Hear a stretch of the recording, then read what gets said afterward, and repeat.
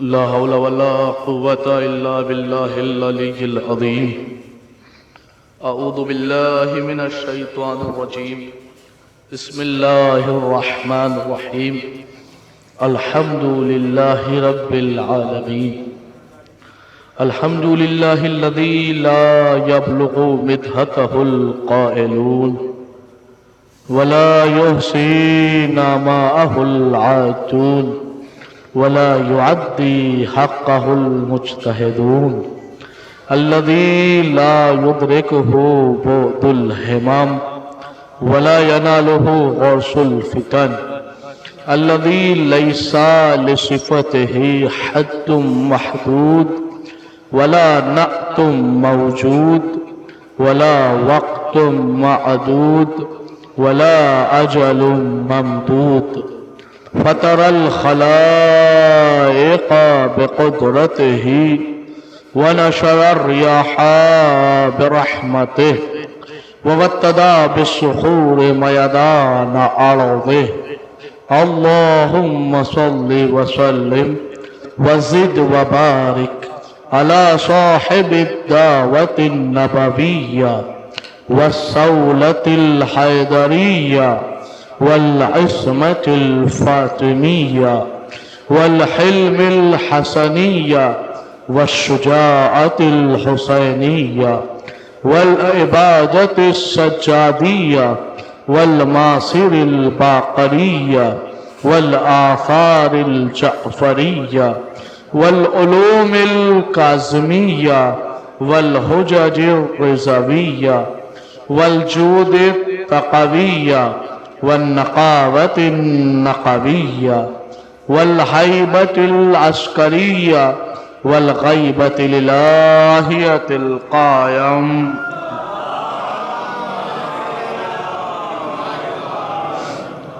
اللهم صل على مولانا علي بن موسى الرضا المرتضى الإمام التقي النقي وحجتك على من فوق الأرض ومن تحت الثرى الصديق الشهيد صلاة كثيرة تامة زاكية متواصلة متواترة مترادفة كأفضل ما صليت على أحد من أوليائك.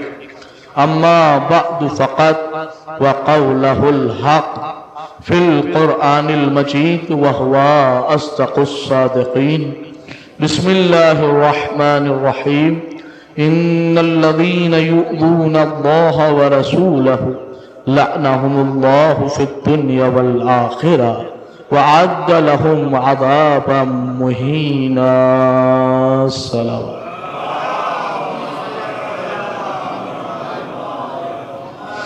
عزیزان محترم و معزز سامعین کرام، حاضرین مجلس و عزاداران سید الشہداء و ماتمداران مظلوم کربلا و پرساداران شہزادی عالمیان حضرت فاطمہ الزہراء،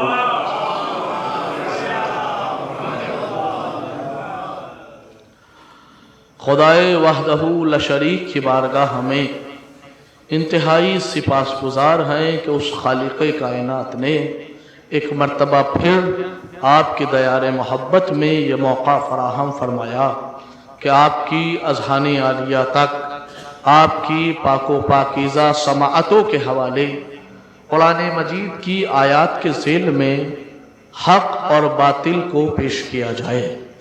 یقیناً مجلس شہزادی عالمیان سے منسوب ہے اور میں نہیں چاہتا ہوں کہ آپ کا وقت تمہید میں گزاروں، لیکن ایک بات مجھے تمہیداً عرض کرنی ہے کہ الحمدللہ یہ سید واڑہ، یہ محمد آباد کوہنا، یہ پوری بستی الحمدللہ مسلسل مجالس کرتے رہتی ہے اور یہاں صبح شام مجلسیں اکثر ہوتی ہیں، اور یہی کہوں کہ پورا خطہ جو ہے یہ اس پٹی کا، یہاں رات دن مجلسیں ہوتی ہیں۔ محرم کے ایام سے لے کر اور آخری ذی الحج کے آخر تک اکثر مجالس ہوتی ہیں، لیکن غور کیجئے گا کہ وہ جو مجالسیں ہوتی ہیں وہ مجالس منسوب ہوتی ہے امام حسین علیہ السلام سے. محرم کی مجالس، سفر کی مجالس، ربیع اول میں اکثر مجالس جو ہے وہ منسوب ہوتی ہے امام حسین علیہ السلام سے. یہ جو آج آپ مجلس کرنے بیٹھے ہیں یا جو ان ایام میں مجلس ہو رہی ہے، یہ منسوب ہے حضرت فاطمۃ الزہرا صلوات اللہ علیہ. متوجہ رہیے گا. تو وہ مجلس منسوب ہیں، مجالس منسوب ہیں امام حسین سے. یہ مجالس منسوب ہے شہزادی عالمیان سے. وہ مجالس منسوب ہے، وہ عزا کا فرش منسوب ہے امام حسین سے. یہ عزا کا فرش منسوب ہے شہزادی عالمیان سے. لیکن میں اپنی تحقیق کے مطابق، جو میں چھوٹا سا طالب علم ہوں، اپنی تحقیق کے مطابق اگر بیان کروں تو میری نظر میں ان مجالس میں اور ان مجالس میں بڑا فرق ہے. عظمت کے اعتبار سے نہیں، سامعین کے اعتبار سے. متوجہ رہیے گا. سامعین کے اعتبار سے عزائے حسین میں آنے والے الگ ہیں، عزائے فاطمہ میں آنے والے الگ ہیں. جو سمجھ گئے ان کی اخلاق و سلام. مطلب میں عرض یہ کرنا چاہ رہا ہوں کہ وہ جو مجالس ہوتی ہیں ان میں کوئی کسی بھی فرقے کا ہو، کسی بھی مذہب کا ہو، کسی بھی دین کا ماننے والا ہو، حتیٰ کہ خدا کو مانتا ہو یا نہ مانتا ہو، لیکن اگر اس کے دل میں حسین کی محبت ہے تو وہ بھی آتا ہے. متوجہ. لیکن ان مجالس میں ہر کوئی نہیں آ سکتا. کیا کہنے کا مسئلہ ہے، کیا کہنے کا میرا مقصد ہے؟ میرے کہنے کا مقصد یہ نہیں ہے کہ ان مجالس میں ہم دروازے کھول دیتے ہیں کہ جسے آنا ہے آ جائے، اور ان مجالس میں ہم ڈنڈا لے کے باہر بیٹھ جاتے ہیں کہ غیر شیعہ نہیں آ سکتا. یہ مقصد ہرگز نہیں ہے. تو پھر مقصد کیا ہے کہنے کا؟ مقصد یہ ہے کہ عزائے حسین میں کوئی بھی آ سکتا ہے، لیکن عزائے سیدہ میں ہر کوئی نہیں آ سکتا. عزائے حسین میں شرط اتنی ہے کہ حسین سے محبت پائی جائے آ جا سکتا ہے، بلکہ وہ بھی عزا کا فرش ہے، یہ بھی عزا کا فرش ہے. وہ ایک بیٹے کا فرش ہے، یہ ایک ماں کا فرش ہے. وہ بھی معصوم کا فرش ہے، یہ معصومہ کا فرش ہے. وہ بھی جنت کے سردار کا فرش ہے، یہ بھی شہزادی عالمیان کا فرش ہے. لیکن ہر کوئی نہیں آ سکتا. کہیں گے کیوں؟ اس لیے کہ جب امام حسین علیہ السلام اس دنیا سے گئے ہیں تو کسی کو اپنی عزا سے منع نہیں کر کے گئے ہیں، لیکن جب شہزادی گئی ہے،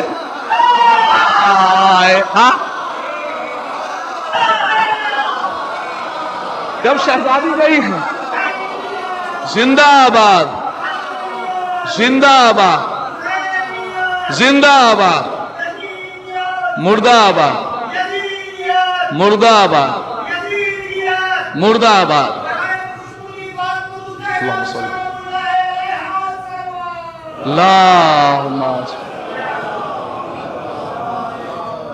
جب شہزادی گئی ہیں تو ایک وصیت کر کے گئی ہیں. قسم خدا کی یہ وصیت سن لیجئے، اس کے بعد میں باقاعدہ مجلس کا آغاز کر دوں گا. اور میرے مزاج سے آپ واقف ہیں کہ مجھے الف بھی قرآن سے کرنا ہے اور یا بھی قرآن سے کرنی ہے، اے بھی قرآن سے کرنا ہے اور زیڈ بھی قرآن سے کرنا ہے. یہ سمجھیے کہ ابتدا بھی قرآن سے کرنی ہے، انتہا بھی قرآن سے. میرا مزاج آپ جانتے ہیں، میرا ہدف ہی یہ ہوتا ہے کہ اپنے مومنین کے، اپنے سامعین کے دلوں میں اتنی آیتیں اتار کے جاؤں کہ ان کا مقابلہ جب کسی غیر سے ہو تو قرآن کی آیتیں بولیں، جھوٹوں کی روایتیں نہ بولیں. متوجہ. یہ مقصد لے کے منبر پہ آتا ہوں. آیت سن لیجئے. آیت سے پہلے آپ جو ہے یہ مرحلہ سنیے کہ عزائے فاطمیہ میں ہر کوئی نہیں آ سکتا. عزائے حسین میں کسی بھی فرقے والا ہو، اگر حسین سے محبت پائی جاتی ہے اس کے دل میں تو وہ آ سکتا ہے، کوئی منادی نہیں ہے. آپ کہیں گے وہ کیوں؟ اس لیے کہ جب شہزادی اس دنیا سے گئی ہے تو وصیت کر کے گئی ہے. وصیت کے لفظ سنیے: یا ابا الحسن اوصی کا اللہ یشهد احدم بجنازتی من هؤلاء الذین ظلمونی واخذوا حقی فانهم عدوی وعدو رسول اللہ ولا تترک ان یصلی علی احد منهم ولا من اتباعهم. شہزادی نے ابا الحسن کو قریب بٹھایا اور بٹھا کے کہا: اللہ یشهد احدم بجنازتی، اے ابا الحسن میرے جنازے میں وہ نہ آئے. کون نہ آئے؟ کون نہ آئے؟ اللہ یشهد احدم بجنازتی من هؤلاء الذین ظلمونی، جنہوں نے میرے اوپر ظلم کیا، واخذوا حقی، اور جنہوں نے میرے حق کو چھینا، فانہم عدوی وعدو رسول اللہ، اس لیے کہ وہ میرے بھی دشمن ہے، اللہ کے رسول کے بھی دشمن ہے. ولا تترک ان یصلی علی احد منہم. متوجہ. पूरी वसीयत सुनिए, दिल शाद हो जाए तो बोलिएगा। वला ततरुका युसल्ली अलैया अहदुम मिनहुम। अबुल हसन खबरदार, ज़हरा इजाजत नहीं देती। क्या? अल्लाह ततरुका युसल्ली अलैया, कि मेरे जनाजे पे वो नमाज पढ़े। कौन? जिनसे मैं राजी नहीं। मुतवज्जे, जिनसे सैयदा राजी नहीं। कौन ना है? जिन्होंने जुल्म किया वो ना है, जिन्होंने हक छीना वो ना है, जो शहजादी जिनसे राजी नहीं वो ना है। अगर बीबी सिर्फ इतनी वसीयत कर देती, मुतवज्जे, एक लफ्ज की जिम्मेदारी लेकर पढ़ रहा हूं, मुतवज्जे, कि अगर शहजादी सिर्फ इतना कहकर रुक जाती, वो ना आए जिन्होंने जुल्म किया, वो ना आए जिन्होंने हक छीना, वो ना आए जिनसे मैं राजी नहीं, तो ये वसीयत मखसूस हो जाती या तो फतह के लुटेरे के लिए या दरे सैयदा जलाने वाले जालिम के लिए।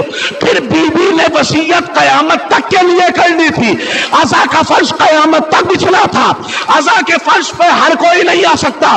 बीबी ने कहा वो ना आए जिन्होंने जुल्म किया, वो ना आए जिन्होंने हक छीना, वो ना आए जिनसे मैं राजी नहीं।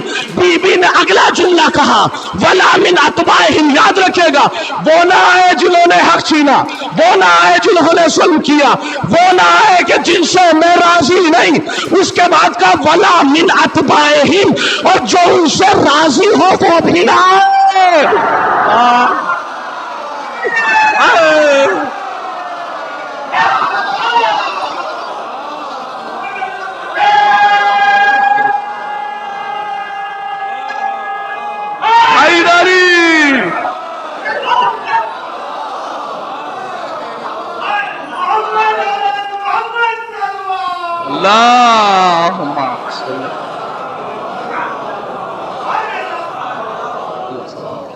और जो उनसे राजी हो वो भी ना आए, जो उनसे राजी हो वो भी ना आए, जो उनसे राजी हो वो भी ना आए। ये वसीयतें जनाब ज़हरा नहीं आए, ये अज़ाए अय्याम फातिमिया के लिए बीबी ने खत खींच दिया है कि जो इस खत के पार है, वो जो इस खत के पार है, जो इस खत के पार है वो जालिम वाला है, जो इस खत के अंदर है वो ज़हरा वाला है।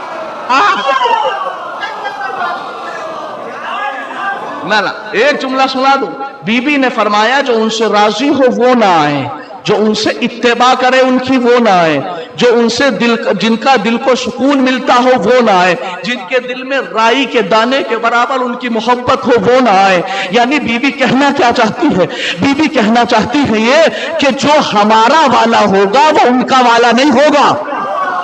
ना ना ना ना, क्या शायद मेरी ये बात नहीं पहुंची, मैं डीपली बताता हूं। जनाब अमीर अलैहिस्सलाम के पास एक शख्स आया, आके कहना या अली अना उहिब्बुक, ए अली मैं तुमसे मोहब्बत करता हूं। इंग्लिश में कहूं या अली आई लव यू, ए अली मुझे तुमसे प्यार है, मैं तुमसे मोहब्बत करता हूं। अली अलैहिस्सलाम ने कहा चाहता क्या है? वलाकिन्ना मौलाया अना उहिब्बुहु, लेकिन मौला मेरे दिल में उसकी मोहब्बत भी है। हाय हाय हाय हाय, जुमला सुनिएगा, बड़े मोतबर तरीके से बढ़ रहा हूं। या अली आपसे मोहब्बत करता हूं, लेकिन मैं क्या करूं, आपके दुश्मन की मोहब्बत भी मेरे दिल में है। जनाब अमीर मुस्कुरा के कहने लगे सुन, अभी हमारी नजर में तू एक आंख से काला है।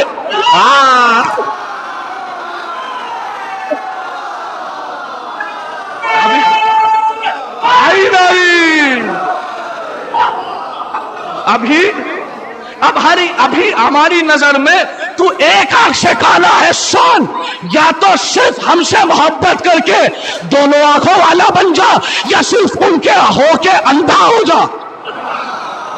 इसलिए कि अली को दोगले शिया नहीं पसंद, अली अलैहिस्सलाम को दोगले शिया नहीं पसंद है। या तो इनका हो या उनका हो, या तो ज़हरा को मान तो लानत कर कातिल पे, और लानत बुरी करती है तो तू ज़हरा का भी नहीं है। मुतवज्जह, अब आपकी बारगाह में अर्ज कर रहा हूं। कहने लगे वो सब तो ठीक है, लेकिन ये बताइए क्या कुरान मजीद ने किसी को मानने से मना किया है? इन शियों का अकीदा समझ में नहीं आता। ये शिया जिसे चाहते हैं मान लेते हैं, जिसे चाहते हैं नहीं मानते। अभी सहाबा के लिए अशआर पढ़े जा रहे थे तो साहब सहाबियत की तारीफ भी हो रही थी, सहाबियों को बुरा भी कहा जा रहा था। کا ان کا مزاج سمجھ میں نہیں آتا، یہ جسے چاہتے ہیں مانتے ہیں، جسے چاہتے ہیں نہیں مانتے۔ میں نے کہا سن، حافظ محمد رضا منبر سے چیلنج کر رہا ہے، ہم سے نہ پوچھ کے ہم کسے مانتے ہیں کسے نہیں مانتے۔ جب تیرے گھر میں قرآن رکھا ہے لے کے آ میرے قرآن میرے سامنے، میں دعویٰ کر رہا ہوں منبر سے، ہم صرف انہیں مانتے ہیں جنہیں قرآن مانتا ہے۔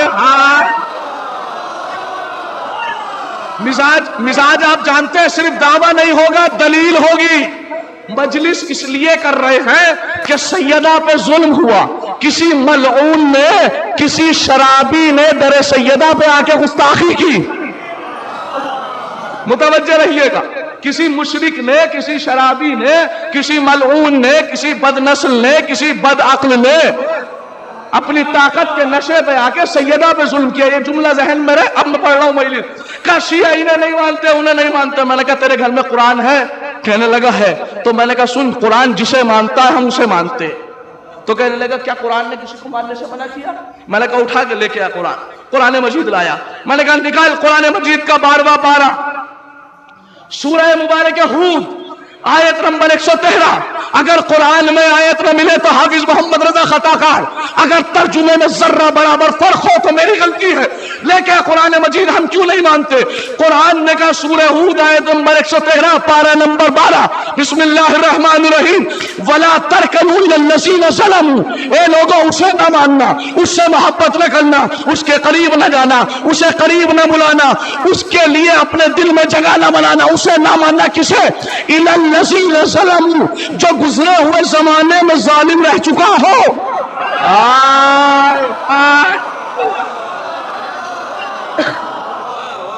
جو گزرے ہوئے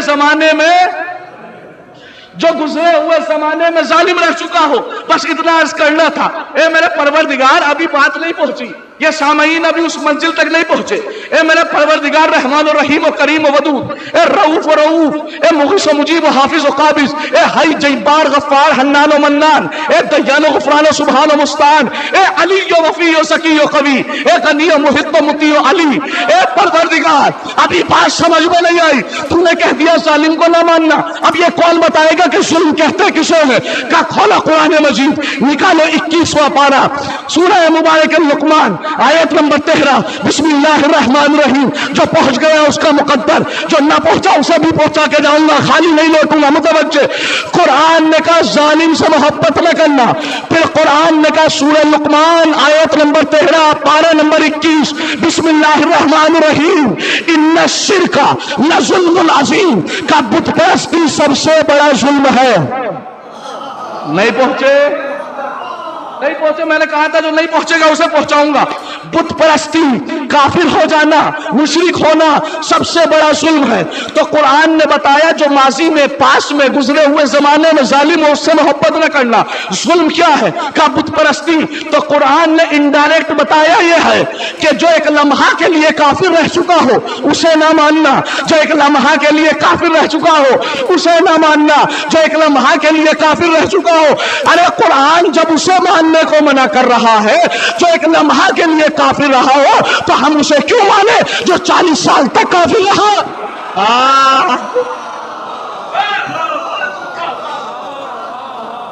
تو ہم اسے کیوں مانے؟ صرف قرآن پڑھ رہا ہوں کسی منزل پر لے کے آنے کے لیے، ہم اسے کیوں مانے جو 40 سال تک کافر رہا؟ پروردگار ابھی بھی بات نہیں پہنچی، تیرا قرآن مشعل راہ، اس کا دعویٰ ہے کہ خشکی اور طریقہ ان قرآن میں ہے۔ اے پروردگار دعویٰ نہیں، ہمیں دلیل چاہیے۔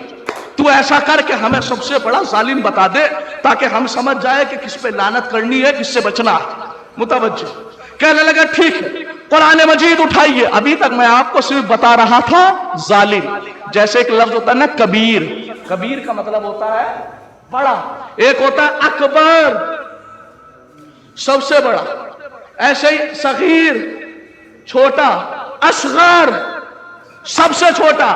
ابھی تک میں بتا رہا تھا ظالم، اب بتاؤں گا اظلم۔ ہائے ہائے ہائے، اب بتاؤں گا اظلم۔ اظلم یعنی سپرلیٹو ڈگری، اس سے بڑا کوئی ظالم نہیں۔ شیعہ انہیں کیوں نہیں مانتے؟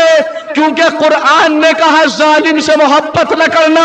اے میرے اللہ، سب سے بڑا ظالم کون؟ میری طرف دیکھنا، اشارہ سمجھ گئے تو تمہارا مقدر۔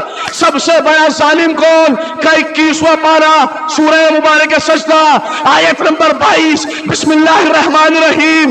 ومن اظلم ممن ذکر بآیات ربہ، کا سب سے بڑا ظالم وہ ہے کون؟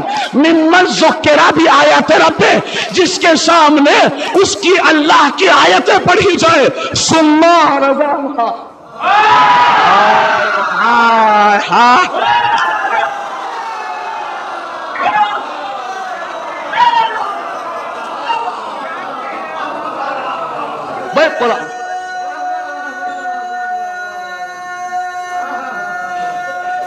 مل کے یار ثم اعرض عنہا، یہ میں نے اشارہ نہیں کیا، یہ میں نے قرآن کے لفظ کا ترجمہ کیا ہے بغیر بولے۔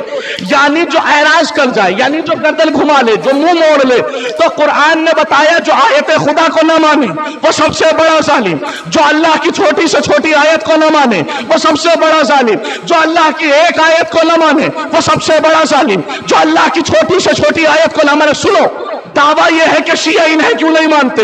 میں نے آیت پیش کی کہ قرآن نے کہا ظالم سے محبت نہ کرنا، پھر قرآن نے بتایا جو چھوٹی سے چھوٹی آیت کو نہ مانے وہ سب سے بڑا ظالم، جو چھوٹی سے چھوٹی آیت کو نہ مانے وہ سب سے بڑا ظالم، جو چھوٹی سے چھوٹی آیت کو نہ مانے وہ سب سے بڑا ظالم۔ اب معصوم نے فرمایا ان جدتی ہی آیت الکبریٰ، اللہ کی سب سے بڑی آیت ہماری ماں فاطمہ ہے۔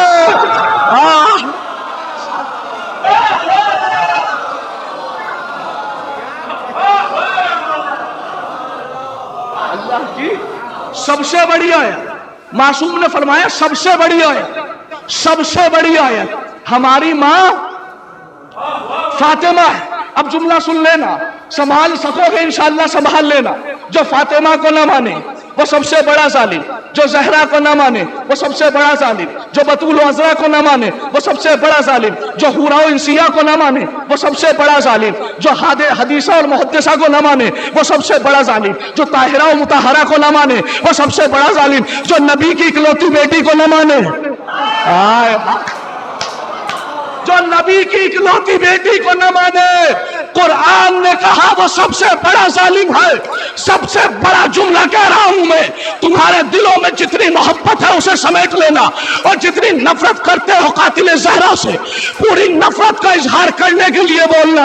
جو زہرا کو نہ مانے وہ سب سے بڑا ظالم، قرآن نے کہا ظالم کو نہ ماننا، جو زہرا کو نہ مانے وہ سب سے بڑا ظالم، جو زہرا کو نہ مانے۔ ارے جو معصوم کی نظر میں سب سے بڑا ظالم وہ ہے جو زہرا کو نہ مانے، ارے جو زہرا کو نہ مانے وہ سب سے بڑا ظالم، اور جسے خود زہرا نہ مانے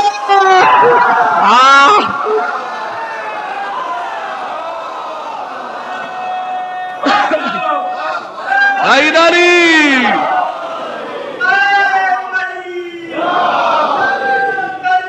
یار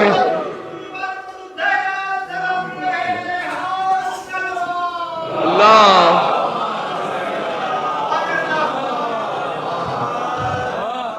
تو زہرا کا دشمن سب سے بڑا ظالم، اور قرآن نے کہا ظالم کو نہ ماننا۔ جب میں آپ کو اس مرحلے پہ لے آیا کہ سیدہ کا دشمن سب سے بڑا ظالم ہے، تو اس سے اگلا مرحلہ بڑی آسانی سے طے کر لوں گا۔ قرآن نے فرمایا سیدہ کا دشمن سب سے بڑا ظالم، اس لیے کہ جو زہرا کو نہ مانے وہ سب سے بڑا ظالم۔ یاد رکھنا، زہرا کا دشمن سب سے بڑا ظالم، یہ پلٹ کے کہوں سب سے بڑا ظالم زہرا کا دشمن۔ ایک آیت تم نے بچپن سے سنی ہوگی، قرآن مجید سورہ مبارک بقرہ آیت نمبر 124 پارہ نمبر 1 صفحہ نمبر 19، بسم اللہ الرحمن الرحیم، ارشاد ہوا قال انی جاعلک للناس اماما۔ اللہ نے ابراہیم علیہ السلام سے کہا تمہیں لوگوں کا امام بناؤں گا۔ قال ومن ذریتی، پلٹ کے جناب ابراہیم نے کہا پروردگار یہ پاکیزہ عہدہ، یہ امامت کا عہدہ، یہ رہبری کا عہدہ، یہ خلافت کا عہدہ، اے میرے معبود یہ قوم کی سرداری کا عہدہ، یہ قوم کے بڑپن کا عہدہ، میرے معبود کیا یہ ظالم تک پہنچ پائے گا؟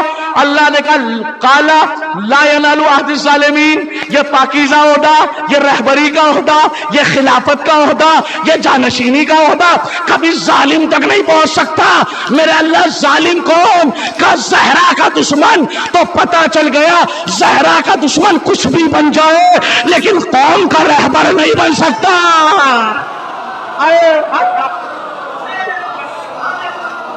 زہرا کا دشمن کچھ بھی بن جائے لیکن قوم کا رہبر نہیں بن سکتا۔ تو سن لیا ہم کیوں نہیں مانتے؟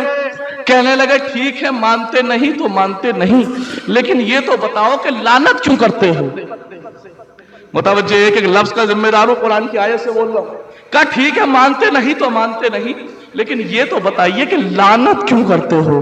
کہ لعنت کرنا تو جائز نہیں ہے نا۔ بہت سارے مفتی فتوے دے رہے ہیں لعنت جائز نہیں ہے، لعنت جائز نہیں ہے، لعنت جائز نہیں ہے۔ کہا لعنت کرنا تو جائز نہیں ہے نا۔ میں نے کہا کیا تیرے گھر میں قرآن نہیں ہے؟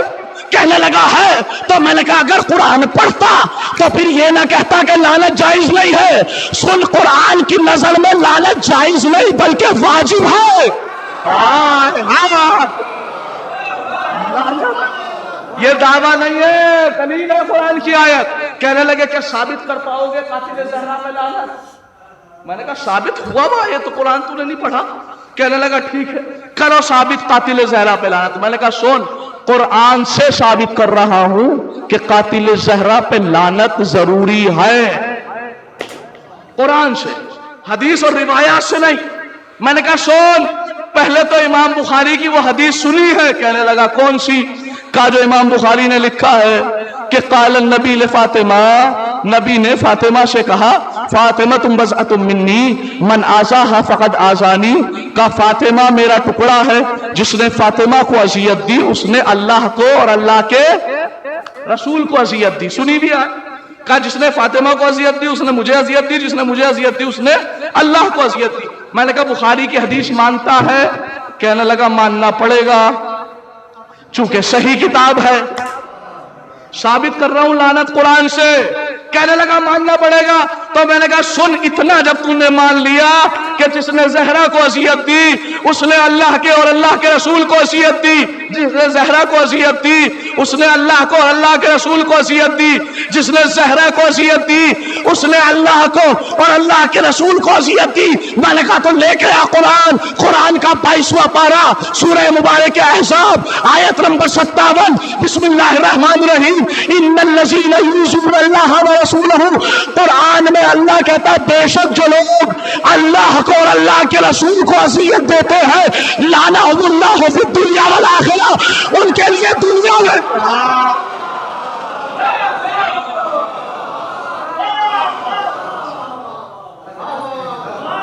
لعنہم اللہ فی الدنیا والآخرہ، ان کے لیے دنیا میں بھی لعنت ہے آخرت میں بھی لعنت ہے۔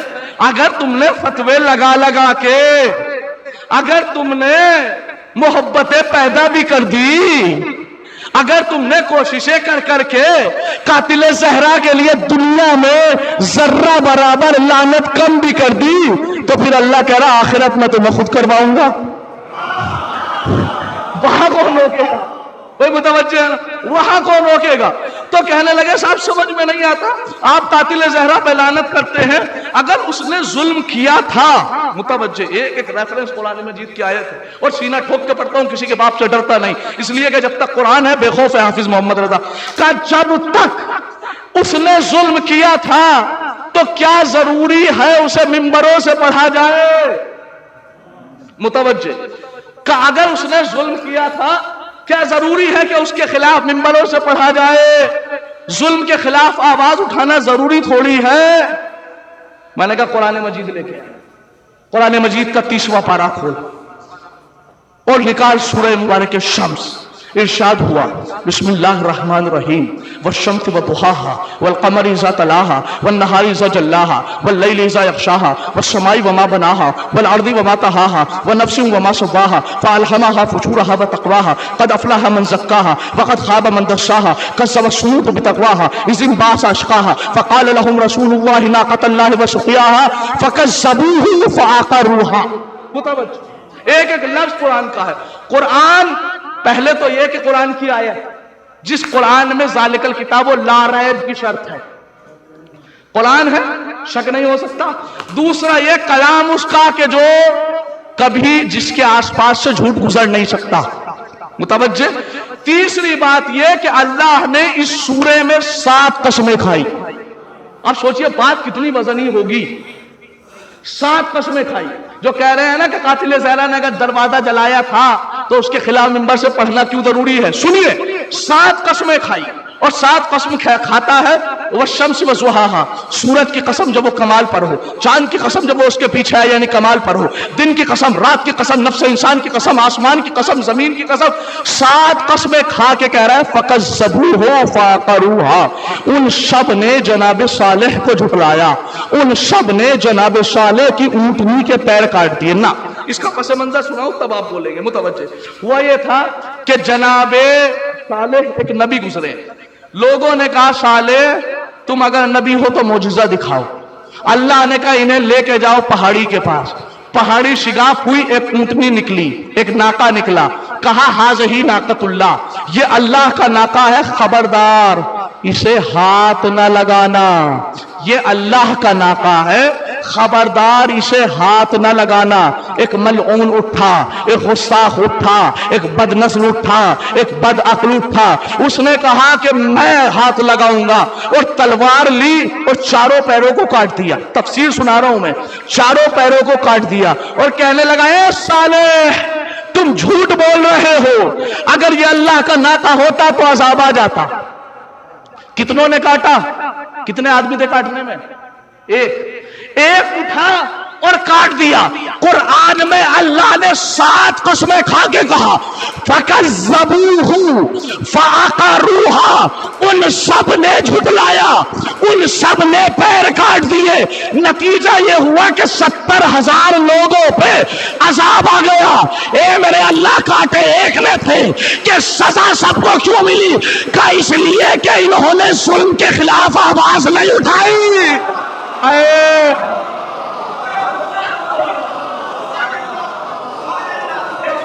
اس لیے کہ انہوں نے ظلم کے خلاف آواز نہیں اٹھائی.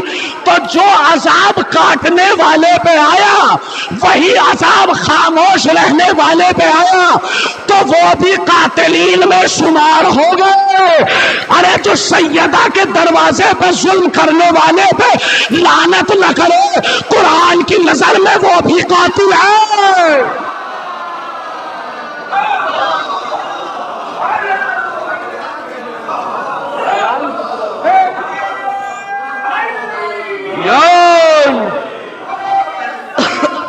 اللہ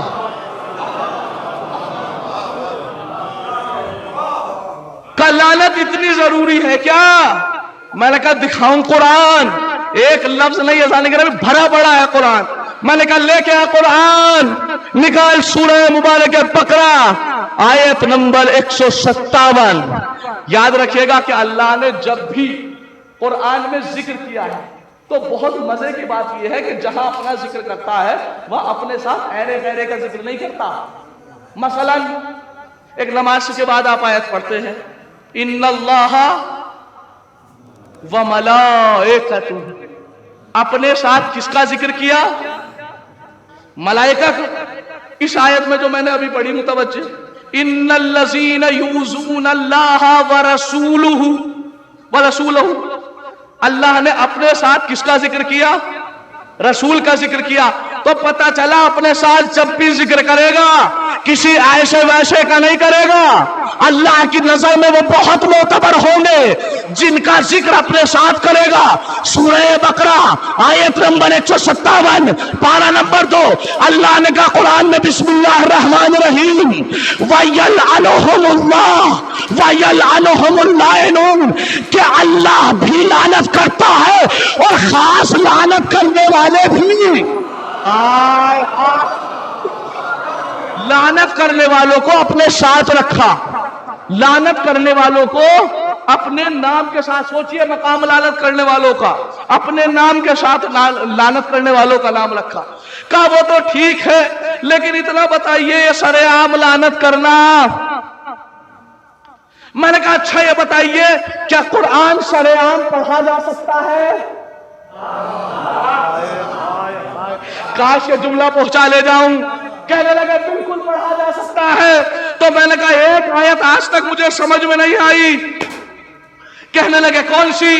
میں نے کہا یہ بتاؤ جب مسجدوں میں قرآن محرابوں میں پڑھا جاتا ہے، جب رمضانوں کو قرآن مائک پہ پڑھا جاتا ہے، اس میں ایک آیت پڑھی جاتی ہے. کہنے لگے کون سی؟ میں نے کہا یہ گلے میں آواز گھما گھما کے، یہ صوت اللحن اور ترتیل کے ساتھ، یہ مخارج کی ادائیگی کے ساتھ، یہ سریلی آواز نکال نکال کے، یہ بلبل کی مثل آواز نکال کے یہ کون سی آیت پڑھتے ہو؟ کہنے لگے کون سی؟ میں نے کہا بسم اللہ الرحمن الرحیم تبت یدا ابی لہب وتب.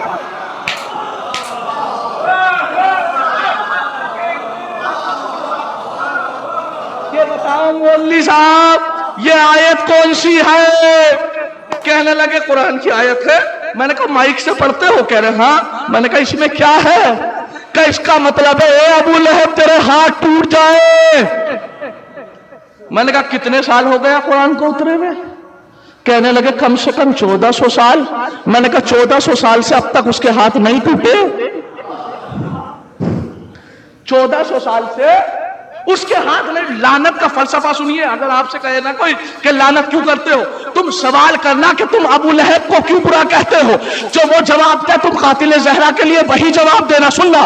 کہا ٹھیک ہے یہ بتاؤ کہ تم ابو لہب پہ ہاتھ کیوں تڑوا رہے ہو؟ کہنے لگے اس لیے کہ اس نے رسول کو جھوٹا کہا تھا. میں نے کہا کہا تھا تو کہا تھا. یہ 1400 سال سے کیوں تڑوا رہے ہو؟ کہا یہ اصل میں بد دعا نہیں کر رہے ہیں، یہ ہم اس پر لعنت کر رہے ہیں. میں نے کہا کر کیوں رہے ہو؟ کا لعنت اس لیے کرتے ہیں تاکہ دنیا کو بتا دے کہ ہمارا ابو لہب سے کوئی رشتہ نہیں ہے.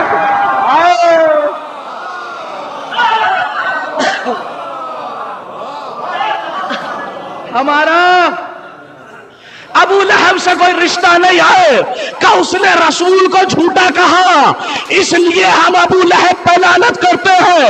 میں نے بھی ہنس کے کہہ دیا کہ تم میں ہم میں بس اتنا فرق ہے، تم رسول کو جھٹلانے والے ابو پہ لعنت کرتے ہو، ہم بطول کو جھٹلانے والے ابو پہ لعنت.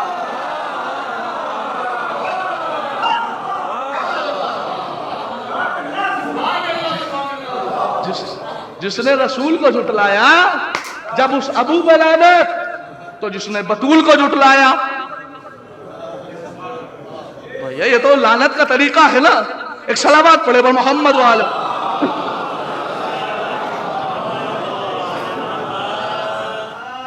متوجہ رکھیے گا. تو پتہ یہ چلا کہ دنیا ابو لہب کو مسلمان نمازوں میں مائکوں پر قرآن کی تلاوت کر کر کے ابو لہب سے رشتہ ختم اس لیے کر رہے ہیں کہ اس نے رسول کو جھوٹا کہا. تو اس پہ لعنت کر کے یہ بتا رہے ہیں کہ ہمارا ابو لہب سے کوئی رشتہ نہیں ہے، ہمارا ابو لہب سے کوئی رشتہ نہیں ہے. تو لعنت کا مقصد سمجھ میں آ گیا کہ لعنت جب بھی کی جائے گی بتایا جائے گا ہمارا اس سے کوئی تعلق نہیں ہے. ہم قاتل زہرا پہ لعنت کرتے ہیں، ہم بتاتے ہیں ہمارا اس سے کوئی تعلق نہیں ہے. اگر آج کے بعد آپ کو کہیں کہے کہ لعنت نہ کرو، سمجھ لینا پکا رشتہ دار ہے.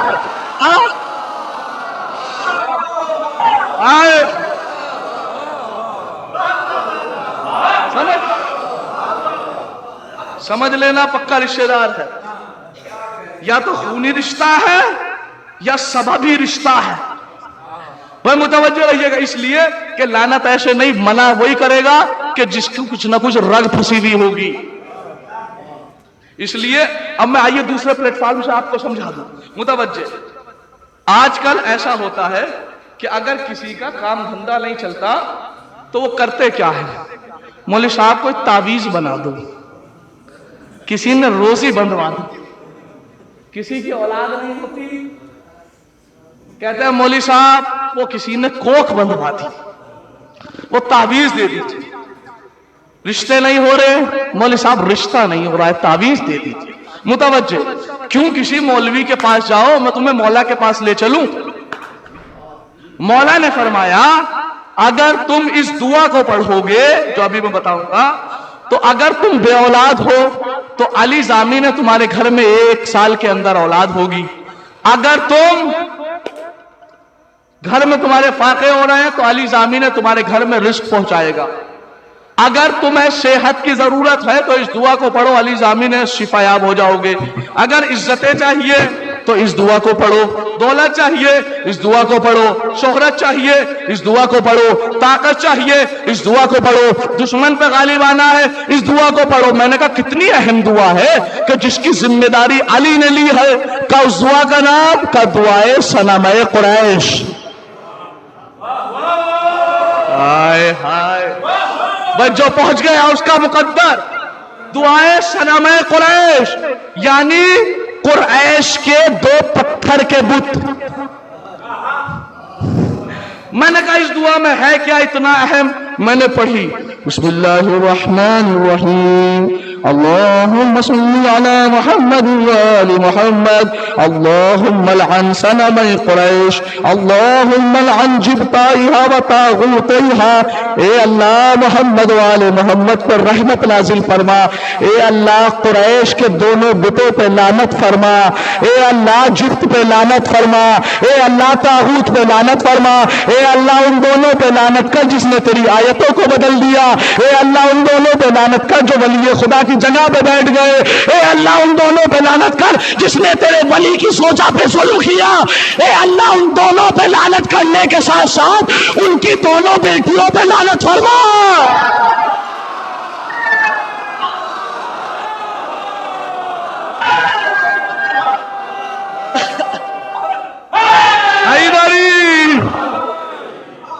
بھائی میں اپنے پاس سے نہیں کہہ رہا ہوں, یہ جناب امیر کی دی ہوئی دعا ہے.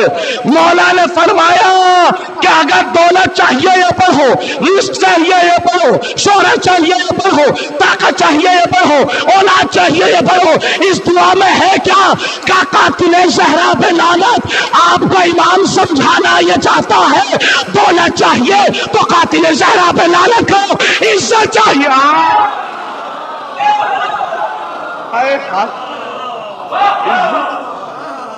عزت چاہیے تو قاتل زہرا پہ لعنت کرو.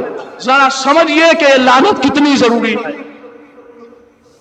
تو میں عرض کر رہا تھا لائنون قرآن میں اللہ نے اپنے ساتھ ذکر کیا, اور میں عرض کر رہا ہوں آپ کی بارگاہ میں لائنون یعنی لعنت کرنے والے. پورے امت مسلمہ میں نے گھوم گھوم کے دیکھ لیا. پہلے فرقے کے پاس گیا, تم کسی کو برا کہتے ہو لعنت کرتے نا, ہمارے یہاں برا نہیں کہا جاتا. دوسرے کے پاس گیا, میاں تم کسی کو برا کہنے لگے خبردار ہمارے یہاں تو بحث ہی حرام ہے. تیسرے کے پاس گیا, بھیا تم تو کسی کو برا کہتے ہوں گے. اللہ نے کہا قرآن میں لعنت کرنے والوں کا ذکر میرے ساتھ ہوگا. پوری دنیا میں کوئی بھی ایسا نہ ملا جو کھل کے سینہ ٹھوک کے لعنت کرتا ہو. اگر ملے تو فقط یہ شیعہ ملے جو ہمیشہ ہر برے پہ لعنت کرتے ہیں, اور یہی ذکر اللہ نے قرآن میں کر دیا. میں عرض کر رہا ہوں آپ کی بارگاہ میں بہت سارے ذمہ داری لے رہا ہوں. قرآن میں ایسی دبی ہوئی چیزیں ہیں جنہیں ظاہر ہی نہیں کیا گیا. اگر یہ ظاہر ہو جاتا تو قسم خدا کی اہل بیت کے فضائل یوں سامنے ہوتے. آج بھی سامنے ہیں, لیکن قرآن کی ہر آیت میں پھر علی نظر آتا, قرآن کی ہر آیت میں پھر زہرا نظر آتی. اب میں آپ کے سامنے ایک آیت پڑھوں معذرت کے ساتھ, تھوڑا سا وقت دے دیجئے. آپ کے سامنے پوری زندگی ہو گئی آپ قرآن پڑھتے پڑھتے اور منبر سے سنتے سنتے.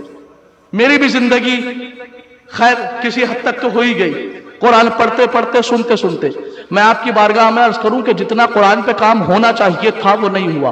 مثلا ایک آیت آپ کے سامنے پڑھتا ہوں, بسم اللہ الرحمن الرحیم, قرآن مجید کا 25واں پارہ سورہ مبارکہ شورى آیت نمبر 23.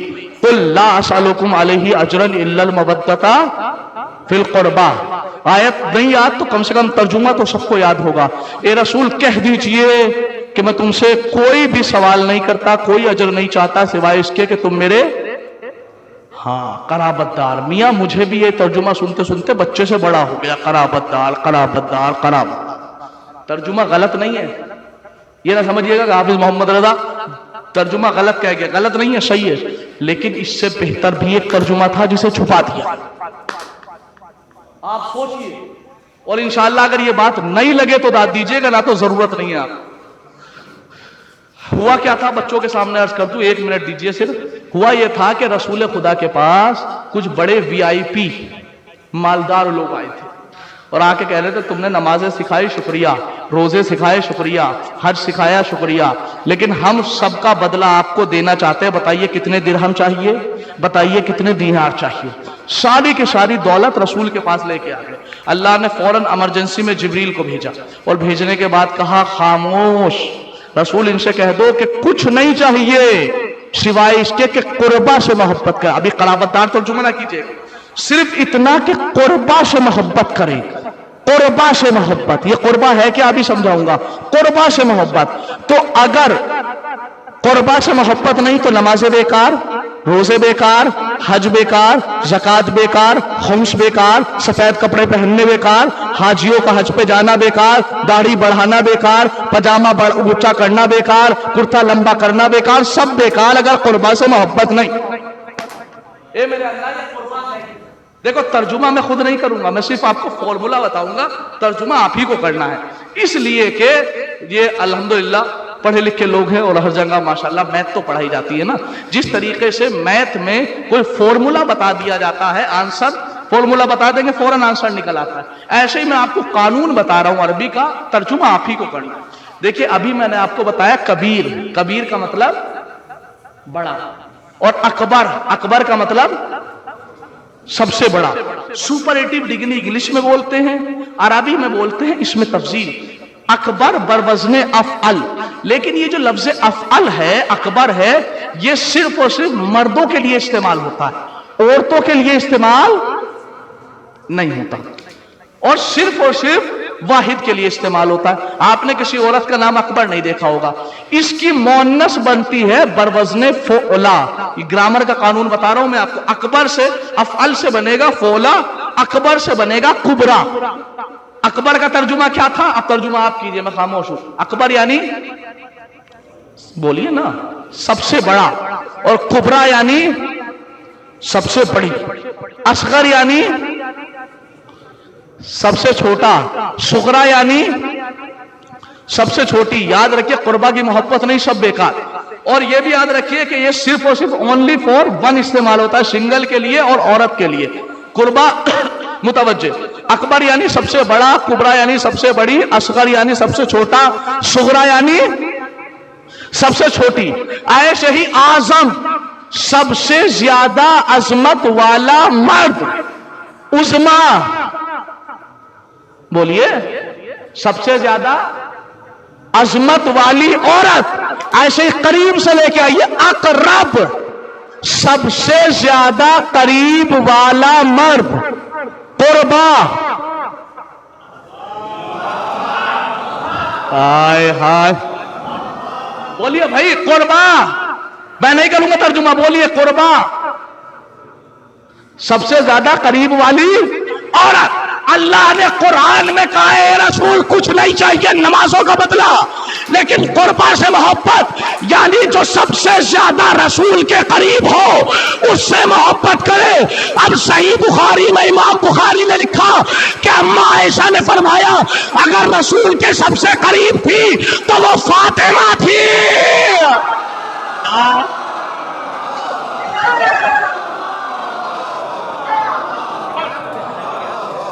اگر رسول کے سب سے قریب تھی تو وہ فاطمہ تھی، وہ فاطمہ تھی، وہ فاطمہ تھی. تو قربا یعنی فاطمہ، قربا یعنی نہ بولو گے میں بولتا رہوں گا. قربا یعنی فاطمہ، قربا فاطمہ، قربا یعنی فاطمہ. اب آیت کا ترجمہ یہ کرو، تمہاری نماز تمہارے منہ پہ ماری جائے گی اگر فاطمہ سے محبت نہیں.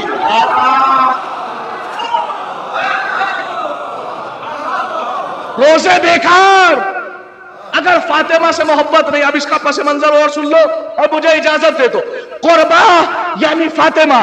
میاں جب اتنا آسان ترجمہ ہے کہ میں نے یہاں پہ رول بتایا، فارمولا بتایا، تو آپ نے ترجمہ کر دیا. کبھی عربی پڑھی تو نہیں نا، ग्रामर पढ़ी तो नहीं लेकिन तर्जुमा कर दिया। तो फिर ये इतने बड़े बड़े देवबंद से मौलवी निकल गए, इन्होंने इस तरफ इशारा क्यों नहीं किया कि कुर्बा का मतलब फातिमा है? सुनो, छुपाया क्यों गया? अगर बात काबिल कबूल लगे तो बोलिएगा, मियां छुपाया क्यों गया?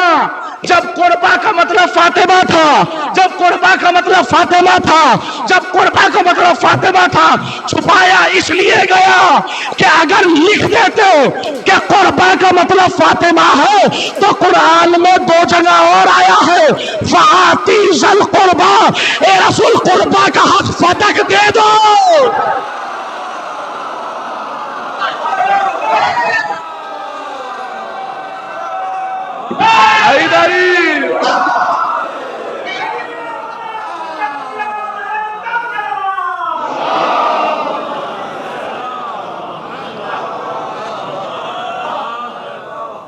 रसूल कुर्बा का हक दे दो। तो कुरान में कुर्बा 2 जगह और आया है, अगर लिख देते तो कुर्बा का मतलब फातिमा है तो फिर बच्चा भी गरेबान पकड़ के पूछता, जब कुर्बा फातिमा है तो कुर्बा के कौन से हक की बात हो रही है? जब बच्चा भी पूछता कि यह कुर्बा का मतलब फातिमा है तो कुर्बा के कौन से हक की बात हो रही है? तो मौलवी को कहना पड़ता है ये फदक की बात है। तो फिर पूछता वो फदक गया कहां? फिर कहता उसने छीन लिया था। तो बच्चा कहता छीनने वाले पे लाया।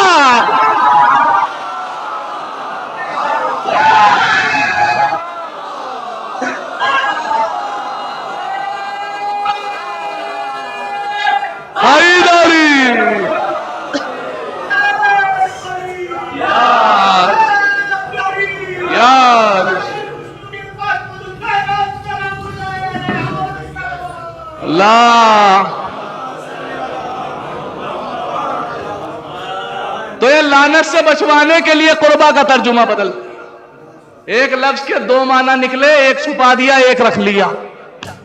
जैसे मौला के और माना भी थे, छुपा दिया गया, इसलिए कि छुपाया वही जाता है जब उन्हें फायदा लगे।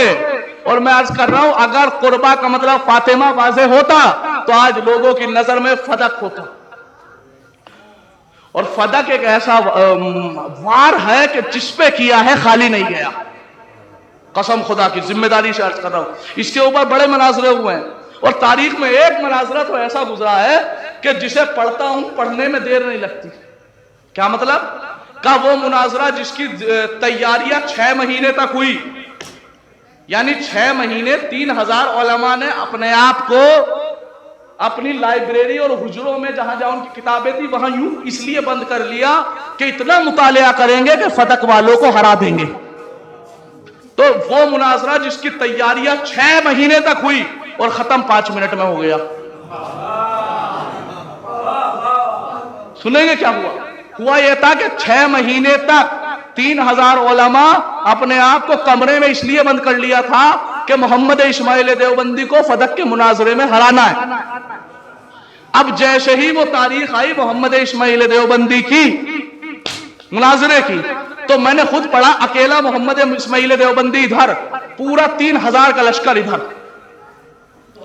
अकेला, उधर 3000 का लश्कर इधर अकेले। उधर से सवाल किया, 6 महीने जिन्होंने तैयारियां की हो, सोचो, उन्होंने सवाल किया, कहे बताओ कि तुम मोहम्मद इस्माइल देवबंदी, तुम रसूल को जिंदा मानते हो या मुर्दा? मोहम्मद इस्माइल देवबंदी ने कहा मैं रसूल को जिंदा मानता हूं। जैसे ही कहा जिंदा मानता हूं, ये उठे और उठ के जाने। मोहम्मद इस्माइल देवबंदी ने कहा क्या हुआ? कहा मुनाजरा खत्म हो गया। कहा कैसे खत्म हो गया? कहा भी आपने खुद तो कहा है कि तुम रसूल को जिंदा मानते हो, लिहाजा जब रसूल को जिंदा मानते हो और फदक को मीरास मानते हो तो जिंदगी तो मीरास ही नहीं बढ़ती। मुनाजरा खत्म। मुतवज्जे कैसे फंसाया? 6 महीने इन्होंने यही तैयारी की थी, न किसी किताब का हवाला, न कोई कुरान की आयत। चूंकि जहां फदक के मुखालिफ होंगे वहां कुरान नहीं होगा, सिर्फ जबान होगी। ये बहुत बड़ा जुमला कह गया हूं मैं। जबान जोर अगर हो तो अलग बात है, ना तो कुरान की आयतों के साबित ही नहीं कर सकता। मुतवज्जे तो कहने लगा ठीक है तुम रसूल को जिंदा मानते हो और जिंदा की मीरास नहीं बढ़ती, हम जा रहे हैं, फदक का मुनाजरा खत्म। मोहम्मद इस्माइल देवबंदी ने नजफ का रुख किया। ए नजफ वाले मौला, ए आदम से ईसा तक की मुश्किल कुशाई करने वाले अली, आज तेरे चाहने वाले की इज्जत की बात है। आज ऐसा जवाब अता फरमा दो कि इनकी तबीयत शाद कर दूं। तारीख कहती है कि अली ने जवाब अता किया। याद रखिएगा, कसम खुदा की याद रखिएगा, जब भी मुश्किल का वक्त हो ना तो मौला अली से तवस्सुल कीजिएगा। इसलिए कि मैं हमेशा साबित कर चुका हूं और अल्हम्दुलिल्लाह साबित भी है कि अली से मदद मांगना ऐब नहीं है बल्कि सुन्नत है। मैं साबित कर चुका हूं। तो इसलिए कि जब भी मदद मांगिएगा, या मदद इमरजेंसी में होती है, मुतवज्जे रहिएगा, फौरन मदद होती है। एक मर्तबा मांग के देखिएगा। इसलिए कि तारीख में लखनऊ का वो वाकया बड़े अच्छे से याद है मुझे कि तारीख में एक शख्स था, बहुत बड़ा शायर था, और वो जो है शायरी किया करता था। एक वक्त ऐसा आया कि लोगों ने उसे घेर लिया, तू बहुत जल्दी मिसरे कह देता है। कहने लगा मौला अली अलैहिस्सलाम का कलम है। कहने लगा अभी हमारे सामने मिसरा क्या क्या दिखा। कहा ठीक है बयान करो। तो उन्होंने मिसरा दिया था कि मैदान जंग में कभी हैदर नहीं रुके। क्या मिसरा था? मैदान जंग में कभी हैदर नहीं रुके। उसने भी नजफ का रुख किया और कहा मौला मिसरा दिया है, अता करने वाले तुम हो, इज्जत का मेरे मामला है। तो मौला ने मिसरा डाला उसके जहन में। उसने क्या जवाब दिया? कहा सुनो। कहा इतनी जल्दी? कहा अली का चाहने वाला हूं। कहा तुमने यही तो मिसरा दिया है ना, मैदान जंग में कभी हैदर नहीं रुके, मैदान जंग में कभी हैदर नहीं रुके, मैदान जंग में कभी हैदर नहीं रुके। कहा लिख मिसरा, बादे जिहाद माले गनीमत के वास्ते मैदान जंग में कभी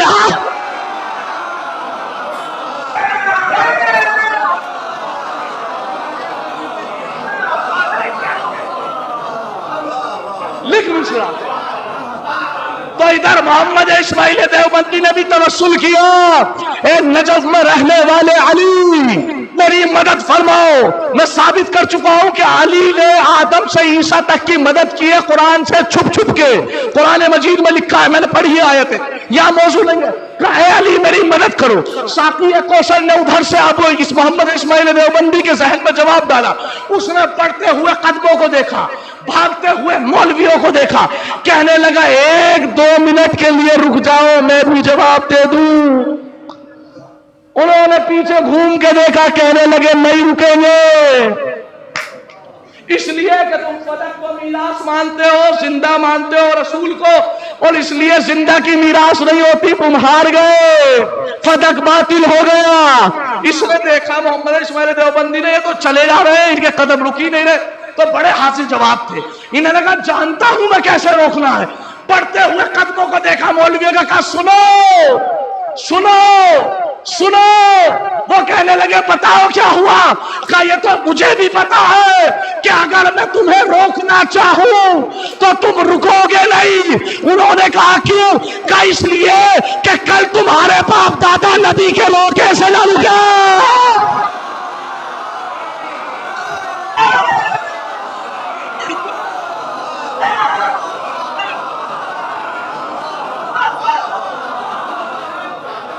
बस आखिरी जुमला है, सुन लीजिए।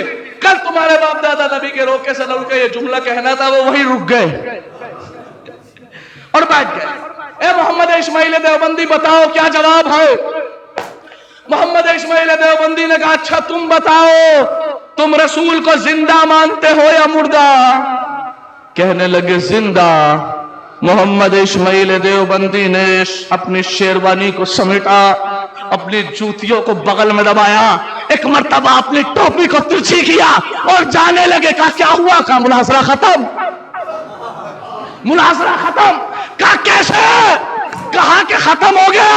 अरे तुम तो फदक बातिल करने आए थे, तुम्हारा तो मजहब ही बातिल हो गया। आखिरी जुमला है, चाहे जैसे सुन लेना। का तुम्हारा मजहब बातिल। कहने लगे वो कैसे? का तुमने खुद कहा है तुम रसूल को जिंदा मानते हो। कहा मानते हैं? का सुन, जहां जिंदा की मीरास नहीं होती वहां जिंदा का खलीफा भी नहीं होता।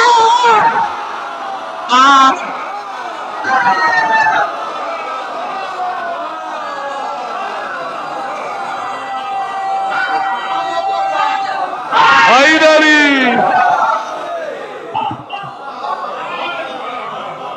تو جہاں زندہ کی میراث نہیں ہوتی وہاں زندہ کا خلیفہ بھی نہیں ہوتا، وہاں زندہ کا خلیفہ بھی نہیں ہوتا، وہاں زندہ کا خلیفہ بھی نہیں ہوتا۔ تو یا تو مان رسول زندہ ہے یا مان لے سارے خلیفہ مردہ ہے۔ ہوا یہ کہ محمد، ایک تاریخ میں بہت بڑی شخصیت گزری ہے، امام اعظم جنہیں کہا جاتا ہے، کیا نام ہے؟ ابو حنیفہ۔ ایک شخص آگے کہنے لگا، امام کا چاہنے والا تھا، یہ آگے کہنے لگا ابو حنیفہ بہت بڑے عالم دین ہو، کہا تجھے کچھ پوچھنا ہے؟ کہا میں کیا کروں، میرا ایک چھوٹا بھائی ہے، میں اسے سمجھاتا ہوں کہ علی افضل ہے، وہ مانتا ہی نہیں ہے۔ میں اسے کہتا ہوں فدق زہرا کا، اسے کہتا ہوں کہ علی افضل نہیں ہے، یہ لوگ افضل ہے، وہ مانتا ہی نہیں ہے۔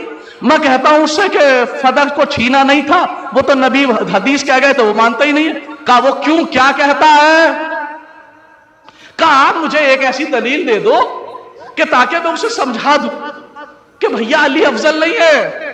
تو کہنے لگے تو بہت آسان سی بات ہے بھیا، آپ کی جوش محبت میں پڑھ رہا ہوں نا، تو مجلس ختم کر چکا تھا۔ کہا نہیں تو اب بتا دیجئے، ایک جواب بتا دیجئے۔ کہنے لگے بتا دینا۔ کہا کیا؟ کہا کہ علی اس لیے افضل نہیں ہے، یہ لوگ اس لیے افضل ہیں کہ یہ نبی کے دائیں بائیں لیٹے ہیں اور علی بہت دور ہے۔ کہاں نجف، کہاں بغل، کہاں نجف، کہاں بغل، تو لہذا جو قریب ہے وہ افضل۔ کہا بالکل ایکوریٹ، میں نے یہی بات کہی تھی۔ کہا پھر کیا جواب دیا؟ اس نے کہا اس نے تو بوال کر دیا۔ کہا کیا کر دیا؟ اس نے کہا تم نے صحیح کہا، بغل میں ضرور لیٹے ہیں، لیکن یہ بتاؤ کہ جس کی زمین پہ دفن ہے وہ زمین کس کی ہے؟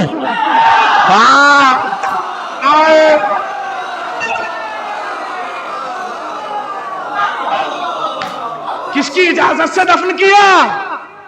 وہ غصبی زمین ہے کیا؟ تو کہنے لگے تو اس کا تو بڑا آسان سا جواب ہے، دے دیتے۔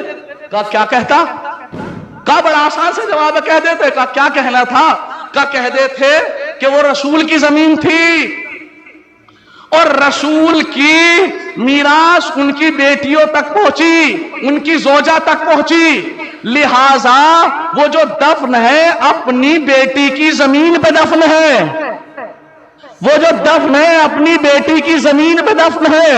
کہا بالکل میں نے یہی کہا تھا، بالکل یہی کہا۔ کہا اچھا پھر جواب کیا دیا؟ کہا اس نے تو میری بولتی بند کر دی۔ کہا کیا کہہ دیا؟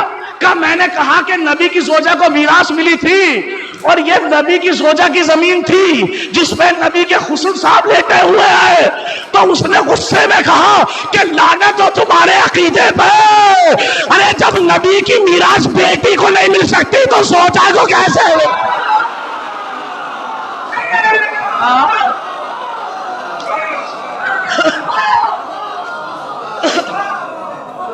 اب سن لو، بات ختم ہو گئی۔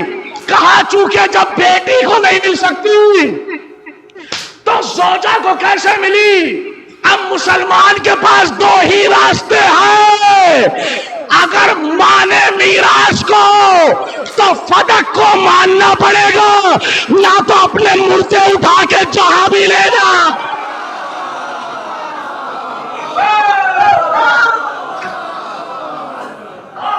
مرضی ہے تمہاری، کہیں بھی دفن کرو۔ اگر میراث کے منکر ہو تو کہو غصبی زمین میں دفن ہے۔ جن کی قبر غصبی ہو ان پہ کتنا بج رہا ہوگا قبر میں کہ غصبی زمین پہ لیٹے ہوئے ہیں۔ کاش یہ میراث کو مان لیتے تو پوری مجلس پڑھ دی ہے میں نے آپ کے سامنے قاتل زہرا پر، اور کہتے ہیں کہ قاتل زہرا پہ لعنت نہ کرو، بس آہستہ سے ایک جملہ کہتا ہوں، لیکن اس جملے کو کہنے کے لیے پورے جسم میں طاقت جمع کرتا ہوں، زبان میں لرزہ آنے لگتا ہے۔ تم کہتے ہو لعنت نہ کرو، ٹھیک ہے تمہارے کہنے سے ہم لعنت نہ کریں، لیکن ہمیں انصاف سے بتاؤ کہ اگر ہمارے سامنے हमारी माँ के मुंह पे कोई तमाचा मार दे।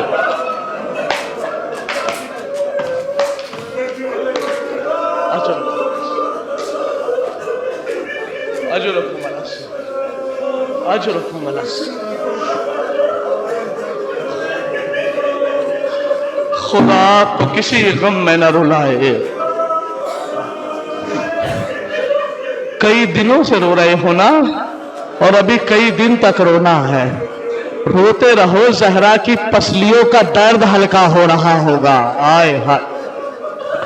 अज़ादारा ने इमाम मज़लूम करबला शहजादी पर रोने वालों, देखो एक मर्तबा मसाइब वो बयान करता है कि जिसने सुना होता है। एक मसाइब वो होते हैं कि जिसने देखा है आंखों से। तो ज़हरा की मजलूमियत हसन से ज्यादा कोई नहीं देख सकता। किसी ने इमाम हसन से आके पूछा, या यब्न रसूलिल्लाह अतुहिब्बुल मदीना, ए मोहम्मद के बेटे क्या तुम्हें मदीने से मोहब्बत है? तड़प के इमाम हसन ने कहा, नाम, हाँ मैं नाना के मदीने से मोहब्बत करता हूं। तो किसी ने दबी हुई आवाज से पूछा, जब तुम्हें मदीना इतना पसंद है तो मदीने की उस गली में क्यों नहीं जाते?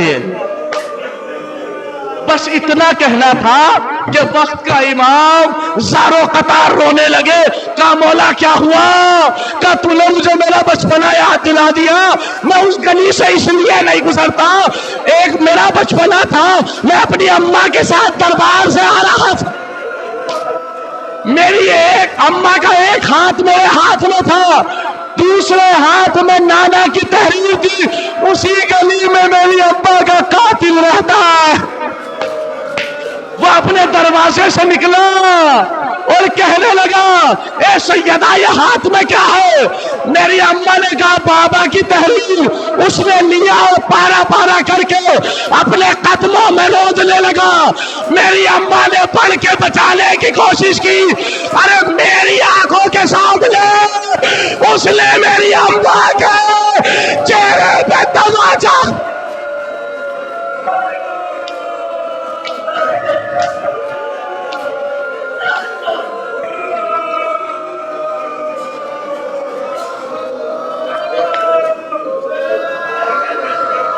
जुमला सुनोगे, मजलूम, इससे भरा मजलूमियत का जुमला नहीं होगा। इमाम हसन कहते हैं, मैंने अपनी आंखों से देखा, जैसे ही उसने तमाचा मारा मेरी अम्मा मुंह के बल उसी गली में गिर गई। तो मलऊन न रुका, अरे अपने पैरों से सैयदा को मार डाला।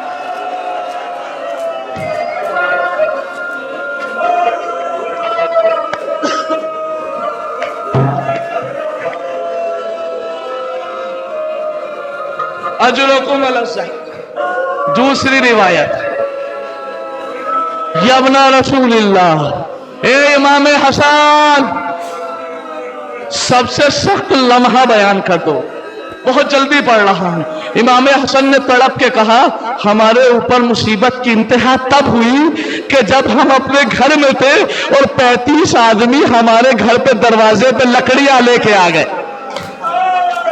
इमाम फरमाते, मेरी अम्मा दरवाजे के, ये इमाम ने फरमाया, मंजर कशी कर रहा हूं मैं, मेरी अम्मा दरवाजे के पीछे थी, वो 35 आदमी दरवाजे के उस तरफ थे।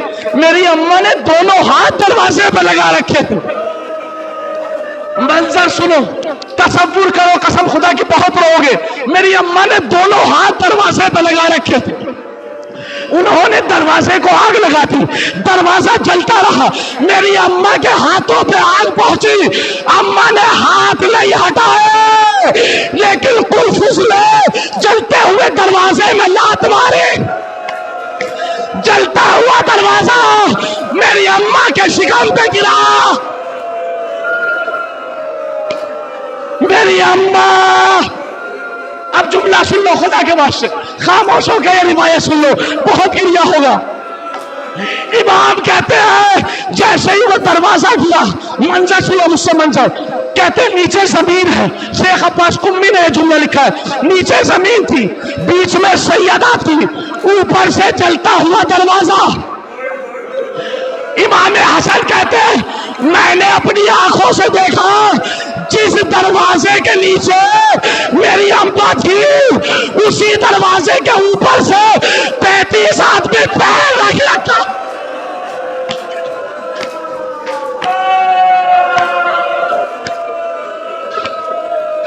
سننا جملہ سننا کا 35 آدمی اسی دروازے کے اوپر سے گزرے. میں نے اپنی اماں کو دیکھا, اماں کا ہاتھ پسلیوں پہ تھا, ہائے موسے ہائے موسے. اجرکم اللہ. دو جملے اور سن, میں روایت ختم کر رہا ہوں. جناب شہزادی عالمیان کو اپنا یقین ہو گیا, بی بی نے ابوالحسن کو بلایا. جملے سننا قسم خدا کی, میں نے ہی روایت عربی میں پڑھ رہا ہوں. یا ابوالحسن ھذا وقت الرحیل والوداع. ابوالحسن سیدہ کا رخصت کا وقت قریب آ گیا. دوسرا جملہ بڑی محبت سے کہہ رہی ہے سیدہ, یا ابوالحسن فاستمع کلامی فإن بعد ذلك لا تستمع صوت فاطمہ ابدا. ابوالحسن آخری بار سیدہ کی آواز سن لو, آج کے بعد تمہیں سیدہ کی آواز آئے. تیسرا جملہ بی بی کا, یا ابوالحسن غسلنی باللیل کفنی باللیل دفنی باللیل. رات میں غسل دینا, رات میں کفن پہنانا, رات میں دفن کرنا. جب بی بی نے یہ ساری وصیتیں کر لی, یہ ساری وصیتیں اس جملے کے لیے سنائی ہے میں نے, جب ساری وصیتیں کر لی, تاریخ کہتی ہے کہ فاطمہ نے حسرت بھری نظر سے علی کے چہرے کو دیکھا اور ایک مرتبہ محبت سے کہنے لگی, اے علی کیا تمہیں پتا ہے فاطمہ راتوں کو سوتی نہیں ہے؟ علی نے پوچھا زہرا کیوں؟ کہا اس لیے کہ میرا حسین راتوں کو اٹھ کر پانی مانگتا. بی بی حجرے میں گئی ہے اور بی بی نے کہا اللہ اکبر. اسما نے کہا شکر للہ. بی بی نے کہا الحمدللہ. اسما نے کہا شکر للہ. بی بی نے کہا سبحان اللہ. اسما نے کہا شکر للہ. بی بی نے کہا لا الہ الا اللہ. یہاں آواز بند ہوئی, اسما پکاری انا للہ.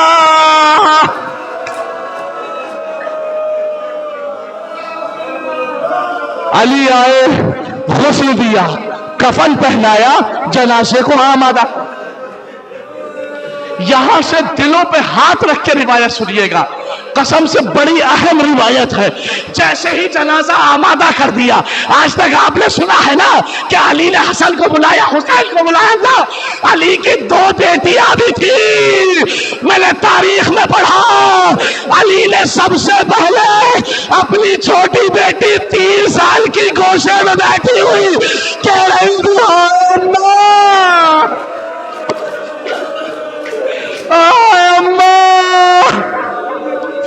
علی نے ان پہ کلثوم کو بلایا, زینب پکڑ کے لائی, بچی نے قدموں کو پکڑا اور پکڑ کے کہا اماں.